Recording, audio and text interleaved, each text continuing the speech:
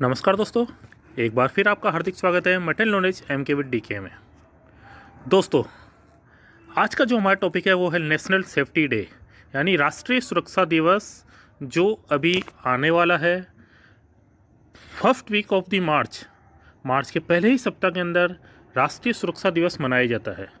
जिसकी थीम क्या रहेगी 2021 की, वो मैं आपको इस वीडियो के अंदर बताऊंगा, और उसके रिगार्डिंग क्या क्या टॉपिक्स इंक्लूड रहेंगे वो भी मैं आपको इस वीडियो के अंदर बताऊंगा। तो दोस्तों, ये जो नेशनल सेफ्टी डे है वो 50वां नेशनल सेफ्टी डे है, जो नेशनल सेफ्टी काउंसिल के द्वारा मनाया जाता है। इस नेशनल सेफ्टी डे हमेशा हर साल 4 मार्च को मनाया जाता है, और कहते हैं नेशनल सेफ्टी वीक जो होता है वो 4 से 10 मार्च के बीच मनाया जाता है। दोस्तों, ये जो वीडियो है नेशनल सेफ्टी के डे के दिन बहुत सारी इंडस्ट्रीज़ में अलग अलग कॉम्पिटिशन्स ऑर्गेनाइज होते हैं। आपको इस वीडियो के थ्रू ये हेल्प मिलेगी कि क्या क्या मैटर इस टॉपिक्स में इंक्लूड किए जाए। इस बार की जो थीम है वो है learn from disaster and prepare for a safety future. Means आपदा से सीखें और सुरक्षित भविष्य की तैयारी करें। मतलब जो आपदाएं हमारे आती है उससे हम क्या लर्निंग्स लें, और उस लर्निंग्स का किस तरह से हम फ्यूचर में तैयार रहें कि हमारे पे वो आपदाएं वापस इतना हमारे पास हमारे आपदाएं नहीं आवे और हम इतना ज़्यादा नुकसान नहीं पहुंचा पावे। उसके रिगार्डिंग हम कितना प्रिपेयर रहे, क्या हम सीख सकते हैं आपदा डिजास्टर से। दोस्तों, अगर आपको ये मेरा वीडियो अच्छा लगे तो इस material knowledge MK with DK channel को सब्सक्राइब करिएगा, लाइक करिएगा और शेयर करिएगा, जिससे आगे जिनको भी ये है इस वीडियो का फ़ायदा मिल सके। दोस्तों, सेफ्टी डे के दिन हर इंडस्ट्री में अलग अलग प्रतियोगिताएं आयोजित की जाती है। जैसे सेफ्टी ओथ यानी सुरक्षा की शपथ ली जाती है, सेफ्टी स्पीच के आयोजन किया जाता है, safety slogans, safety poster competitions भी होते हैं जो सेफ्टी से रिलेटेड होते हैं, जिसके द्वारा हर एम्प्लॉय या जो वर्कर्स है वो जागरूक रहता है कि हम सेफ्टी के प्रति कितने जागरूक हैं। सेफ्टी क्विज कंपटीशन ऑर्गेनाइज किए जाते हैं और अलग अलग रोल प्ले अदा किया जाता है सेफ्टी से रिलेटेड। और खतरों को पहचानो ऐसे साइंस होते हैं जिसके द्वारा आपको ये पता पड़ता है कि कौन सा साइंस में क्या खतरा क्या इंडिकेट करता है, और बहुत सारी मिसलेनियस सेफ्टी से रिलेटेड एक्टिविटीज़ ऑर्गेनाइज होती है। ये सारी की सारी एक्टिविटीज़ इंडस्ट्री में ऑर्गेनाइज होती हैं, और ये सारी की सारी जो इस बार की जो थीम है उसके ऊपर रहनी चाहिए। जो थीम मैंने आपको पहले से भी बताई है, learn from disaster and prepare for a safety futures, इसके ऊपर और बेस होनी चाहिए। अब जो मैं आपको बताऊंगा इसके अंदर मैंने जो टॉपिक्स किया, पहले आपको ये पता होना चाहिए कि डिजास्टर्स होता क्या है। जब तक आपको डिजास्टर्स के बारे में पता नहीं रहेगा तो आप थीम के ऊपर वर्किंग नहीं कर पाएंगे। इसीलिए मैंने ये पहला जो वीडियो बनाया है वो है डिजास्टर्स के ऊपर डाला है, कि ताकि ये पता रहे कि डिजास्टर्स होते क्या हैं, इसका क्या क्या इसके क्लासिफिकेशन क्या है डिजास्टर के, डिजास्टर मैनेजमेंट क्या होता है, और जब डिजास्टर होता है तो उसके क्या क्या कॉन्सिक्वेंसेस होते हैं, इसके सिम्टम्स क्या होते हैं, है ना। जब डिजास्टर होने के बाद क्या सिम्टम्स आते हैं, और मैं यहाँ पे इंडिया के अंदर जो मेजर डिजास्टर्स हैपन हुए हैं वो भी मैं यहाँ पे आपको इस वीडियो के थ्रू बताऊँगा। और क्या क्या इसका जो नोडल मिनिस्ट्री है रिलेटेड डिजास्टर से रिलेटेड वो भी मैं आपको इसमें बताऊंगा, और क्या क्या सेफ्टी टिप्स आपको देखने पड़ेंगे डिजास्टर के रिगार्डिंग, वो मैं लर्न फ्रॉम डिजास्टर टॉपिक के अंदर फर्स्ट मेरा ये वीडियो जो है इसके अंदर मैं इंक्लूड करूँगा। इसके बाद आपको prepare for a safer future, इसको मैंने 2 पार्ट में डिवाइड किया गया है। लर्न फ्रॉम डिजास्टर से अपन क्या सीख सकते हैं, और फ्यूचर में किस तरह से अपन इसकी तैयारी कर सकते हैं। जैसे identify the causes of industrial hazards, मतलब इंडस्ट्रियल हैजार्ड्स को आइडेंटिफाई करिए। Create DMP plan, DMP means data management, ये डिजास्टर मैनेजमेंट प्लान, किस तरह से हम डिजास्टर को मैनेज कर पाते हैं उसका प्लान तैयार करिए। और check safety equipment and working policy जो अपनी ये सेफ्टी इंडस्ट्री के अंदर है उसको रिव्यू करते रहें, ताकि ये पता रहे कि जब भी डिजास्टर्स हैपन हो हम तुरंत उसके ऊपर एक्शन ले सके, और जो जितनी जो दुर्घटनाएं घटित हो सकती है उसको जितना कम से कम हो उतना कम से कम हम करने की कोशिश कर सकें। अब मैं आपको बताना चाहूँगा डेफिनेशन ऑफ डिजास्टर, मतलब डिजास्टर की परिभाषा क्या है।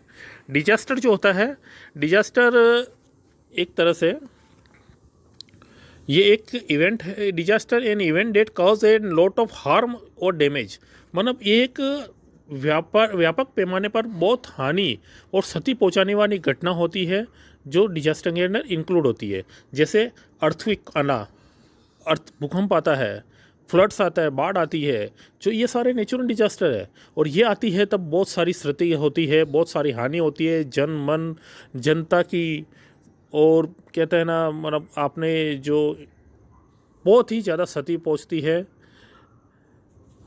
अब डिजास्टर एक जैसे is a sudden events that seriously disturb the functioning of a community और society and causes human, material and economic और एनवायरनमेंट को भी काफ़ी नुकसान पहुंचता है इससे। डेफिनेशन के अंदर मैंने आपको बता ही दिया इसके रिगार्डिंग। ये WHO की डेफिनेशन है।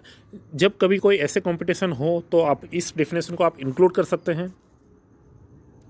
हैजार्ड्स, जनरली पर्सन कंफ्यूज होता है कि डिजास्टर एंड हैजार्ड्स में क्या अंतर रहता है, तो मैं यहाँ पे बताऊंगा। Hazard is a natural event when the disaster is its consequences.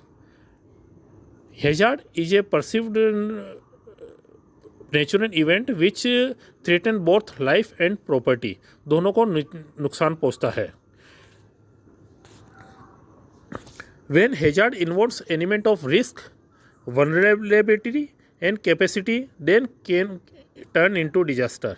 यानी हैजार्ड्स के साथ आपको लग रहा है कि यहाँ पे बहुत सारे लग रहा है कि जनता की हानि होगी या कोई बहुत सारा नुकसान हो सकता है, तो वो आपको हैजार्ड्स प्लस ये जो नुकसान होता है वो आपका डिजास्टर में आपदा के अंदर आ जाता है। यहाँ मैंने ये इसी चीज़ के रिगार्डिंग बताया गया है। जैसे ये जो होती है disaster is to hazards plus vulnerability, यानी अगर हैजार्ड्स अलग है, वल्नरेबिलिटी अलग है तो ये कुछ भी नहीं होगा। लेकिन डिजास्टर जो होगा वो हैजार्ड्स प्लस वल्नरेबिलिटी, ये यहाँ पे इसमें शो करता है। अब आप वो सोच रहे होंगे वल्नरेबिलिटी ये क्या चीज़ है। ये यहाँ पे मैंने जैसे इसमें इंक्लूड किया है। जैसे ये एक पॉपुलेशन, इसमें मैं बताना चाहूँगा, जैसे ये एक पॉपुलेशन एरिया है। जब कोई अपन को हैजार्ड्स होता है, जैसे कोई अर्थक्वेक आया, ये यहाँ भूकंप आया, लेकिन वहाँ पे पब्लिक प्लेस इतनी नहीं है, मान पब्लिक इतनी नहीं है, तो भूकंप आने से पब्लिक को तो इतना नुकसान नहीं हुआ, यानी वो डिजास्टर नहीं है, वहाँ पे कोई डिजास्टर आपदा घटित नहीं हुई है।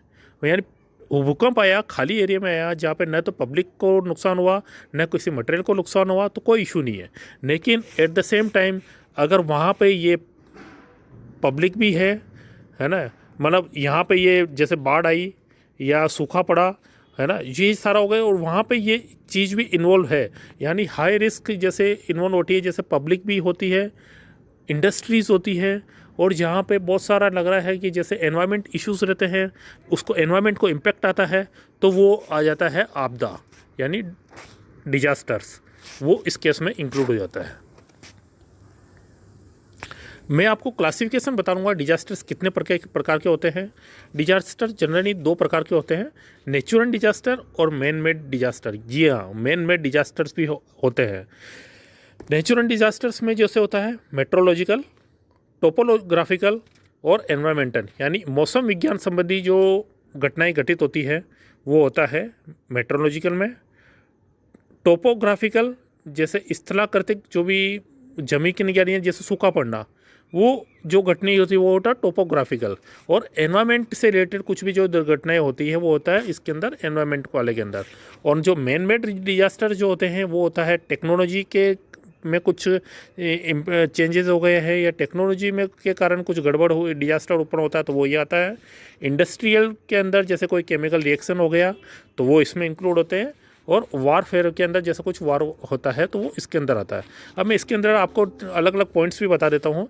जैसे मेट्रोलॉजिकल, जैसे मैंने बताया मौसम विज्ञान के संबंधित जो कुछ होता है, जैसे बाढ़ आना, सुनामी आना, साइक्लोन, ये सारा तूफान जो हो गया है ना, ये सारा मौसम के परिवर्तन के कारण ये आपदाएं घटित होती है।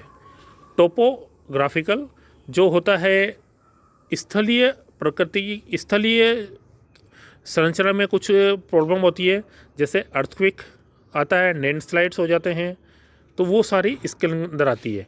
और एनवायरनमेंट यानी जो एनवायरनमेंट के में कुछ चेंजेस होते हैं जिसके कारण कुछ आपदाएं घटित होती है, जैसे ग्लोबल वार्मिंग हो गया, ओजोन परत में जो नुकसान होता है वो हो गया, अल्ट्रावायलेट रेज में जो प्रॉब्लम होती है वो सारा इसके अंदर इंक्लूड होता है।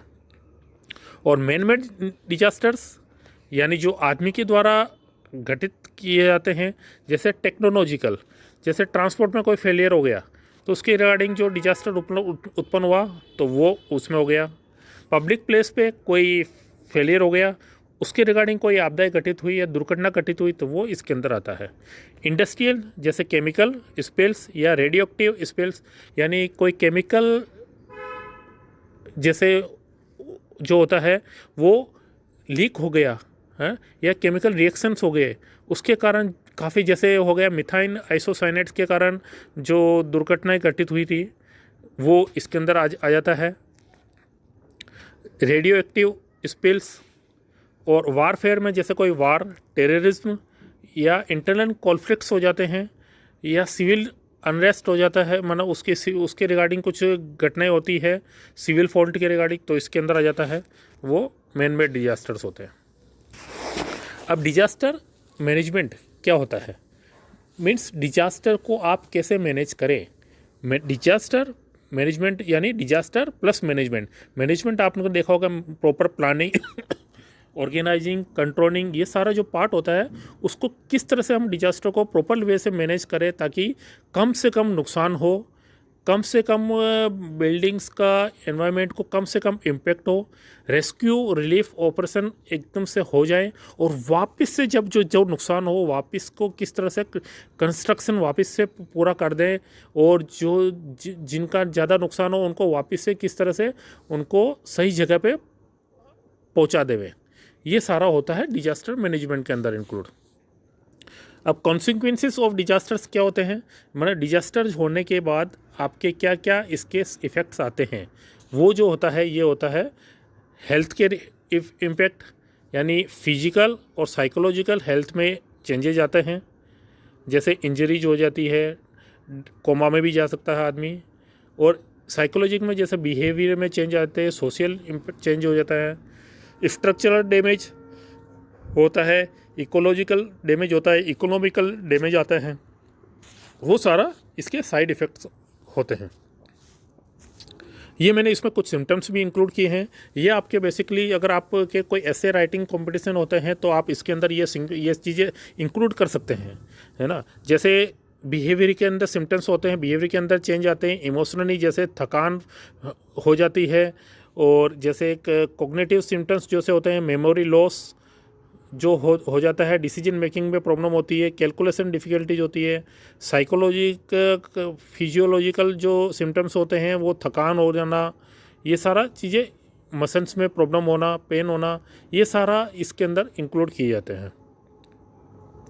अब डिजास्टर्स जब आते हैं ना वो डिजीज़ को भी साथ में लेके आते हैं।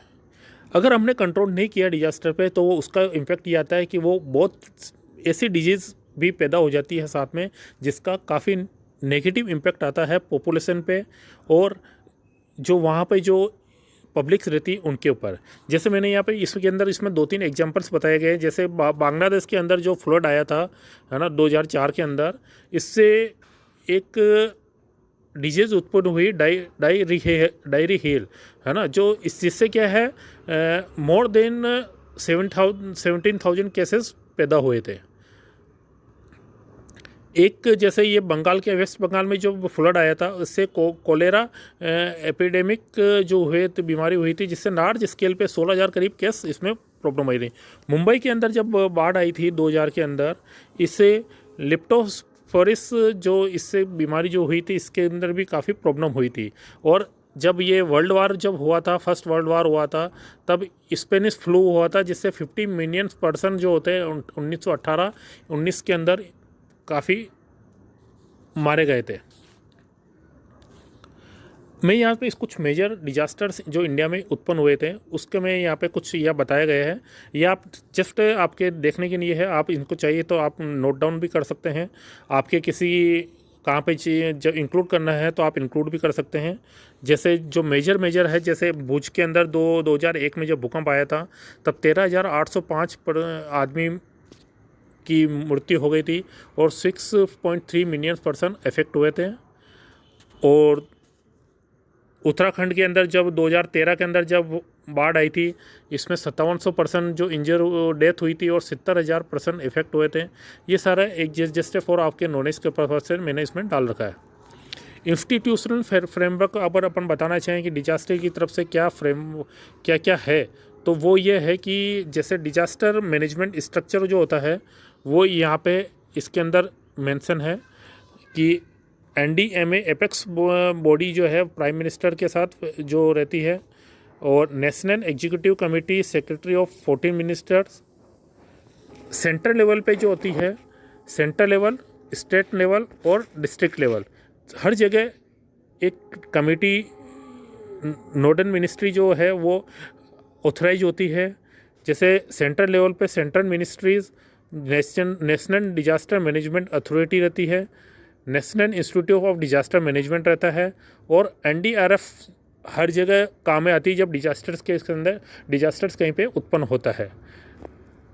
स्टेट लेवल पे स्टेट एग्जीक्यूटिव कमेटी और SDMA जो हेडेड बाई होती है चीफ मिनिस्टर के थ्रू, और डिस्ट्रिक्ट लेवल पे DDMA headed by district magistrate और interface between government and public. अब ये नोडल मिनिस्ट्रीज जो होती है जो डिजास्टर से रिलेटेड होती है, यानी किस तरह का डिजास्टर है और उसकी नोडल मिनिस्ट्री कौन है वो इसके अंदर बताया गया है। जैसे जब नेचुरल डिजास्टर्स जो होते हैं, फ्लड, सुनामी, साइक्लोन, अर्थक्वेक आते हैं, तो उसके में होम अफेयर्स उसमें नोडल मिनिस्ट्री रहती है। जब ड्रॉट सूखा पड़ता है तब एग्रीकल्चर, बायोलॉजिकल या एपिडेमिक्स जब होता है तब डिजास्टर होता है तब हेल्थ एंड फैमिली वेलफेयर वाली, केमिकल या फॉरेस्ट रिलेटेड जब डिजास्टर्स होते हैं तो एनवायरनमेंट एंड फॉरेस्ट मिनिस्ट्री होती है, न्यूक्लियर में एटॉमिक एनर्जी वाली, एयर एक्सीडेंट के अंदर सिविल एविएशन, रेलवे एक्सीडेंट्स जो होते हैं तो उसमें रेलवे वाली मिनिस्ट्री होती है, और इंडस्ट्रियल एक्सीडेंट्स जो होते हैं उसमें लेबर मिनिस्ट्री नोडल मिनिस्ट्री होती है। अब जो ये अपन सेफ्टी की बात कर रहे हैं तो उसमें सेफ्टी जो स्टेप्स जो होते हैं डिजास्टर के रिगार्डिंग, क्या क्या हमको सेफ्टी स्टेप्स ध्यान में रखने होते हैं ताकि जो हमारी जो डिजास्टर्स को मैनेजमेंट जो हो प्रॉपर वैसे हो। अब जैसे अर्थक्वेक आता है तो उसके अंदर बी कॉल आदमी को जो सेफ्टी मैनेजर होता है या सेफ्टी ऑफिसर होता है उनको कॉम रहना चाहिए और अपने प्रोटेक्ट करें हेड को, under the desk, triangle of life, away from pole building, और मतलब पोल से बिल्डिंग से उस समय दूर रहें, गाड़ियों को एक जगह रोक दें और लिफ्ट का प्रयोग ना करें। जब फ्लड आता है तो बाढ़ आती है तो उसी समय इलेक्ट्रिसिटी को आप बंद कर दें। बाढ़ के अंदर आप ऊपर वाली सीढ़ियों पे सीधे डायरेक्ट ऊपर चले जाएं। Get necessary move to temporary shelter में आप विश्राम कर सकते हैं, और फॉलो अथॉरिटी आपको गाइडलाइंस प्रोवाइड की गई है उसको आप फॉलो करें। जब स्टॉर्म आता है तब भी मूव टू शेल्टर की तरह आप प्रयोग करना चाहिए, और keep down and Windows little open, of the electricity if in open get into A ditch, यानी इलेक्ट्रिसिटी को आप बंद कर दें उस समय। दोस्तों ये तो था मैं जस्ट डिजास्टर के बारे में आपको बताया गया था कि डिजास्टर क्या होता है और इसके क्या क्या इफ़ेक्ट आते हैं, ताकि आपको ये पता रहे कि डिजास्टर्स के रिगार्डिंग जो हमारी थीम है उस पर हम क्या टॉपिक्स कवर करें। अब मेरा जो नेक्स्ट वीडियो रहेगा दोस्तों, जो कि ये सेफ्टी वाला जो रहता है वो इंडस्ट्रियल पर्पस से भी काफ़ी महत्वपूर्ण रहता है, तो मैं इंडस्ट्रियल डिजास्टर्स जो इंडस्ट्री के अंदर काफ़ी उत्पन्न हुए हैं काफ़ी आने वाले 10-15 साल के अंदर, वो मैं इस नेक्स्ट वीडियो में कवर करूँगा। और उनसे इंडस्ट्रियल डिजास्टर से कैसे अपन बच सकें और ताकि नेक्स्ट टाइम ऐसी कोई दुर्घटनाएं हो तो अपन उससे कैसे निजात पा सकें और कैसे उसको मैनेज करें ताकि कम से कम दुर्घटनाएं और पर्सन सफ़र हो। तो दोस्तों, आपको अगर मेरा ये वीडियो अच्छा लगा हो तो इस मेरा चैनल है मटर नॉलेज MKVD के, इसको लाइक शेयर और सब्सक्राइब करें। धन्यवाद।